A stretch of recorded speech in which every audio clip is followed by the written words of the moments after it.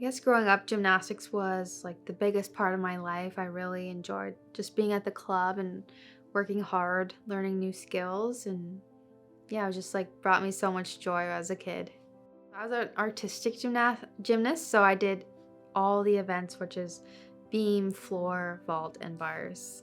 I was just competing at a regional level, and I was about to go on to the provincial level. I was at a gymnastics practice one day, and I was running towards the vault, and I heard my leg pop, and I couldn't walk. And so shortly after that, I found out that my leg had broken because I had a tumor in my bone. So that had weakened the bone. And then a little while after that, I found out that the tumor was bone cancer. I was 12 when this was happening, yeah. I had just turned 12.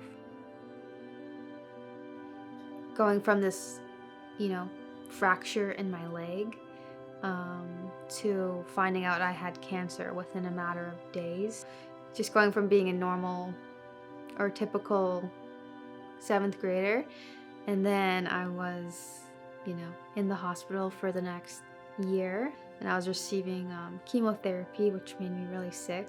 I lost my hair. I was throwing up, almost every hour of the day. And then on top of that, I found out that I would have to have my leg amputated. So the chemotherapy could only treat so much, but I also needed to have my leg amputated to remove the cancer. Found out I had cancer in September of '08, and then pretty much the beginning of September '09 is when I was able to leave the hospital and sort of be finished my chemotherapy and sort of return into the normal or the regular world again. Yeah, I got to ring the bell. Yeah. One day I met Mary, who would become my coach and coach me into the Paralympics. She just invited me to come out and try paddling. So yeah, I guess from the moment that I sat in the boat, I was like, yeah, okay, this is something I feel really passionate about and something that I wanted to pursue and try to get as good as I can at it. I've always been competitive, growing up and starting with sports early. I sort of had that instilled in me. I guess when I first started paddling, I really liked the idea of taking off my prosthetic and like leaving it on the dock, and then once I was in the boat, I didn't really think about my leg all that much. Once I'm in the boat, I don't even have to think about that. I feel like it's like an even playing field, I guess, with everybody else on the water.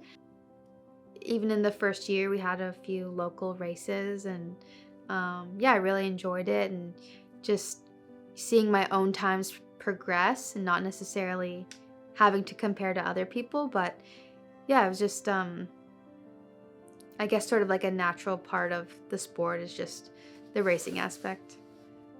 I think the best time in the world is around 55 seconds. My best time was a 57.7. 40 days until I'm racing in Paris. Okay, my goal is to be on the podium in Paris. I think it's definitely going to be difficult, and there's a lot of really good competitors. I do have a lot of confidence in my training and everything, but I guess I'm just going to focus on the race and then sort of let the placement fall where it does at the end. Yeah.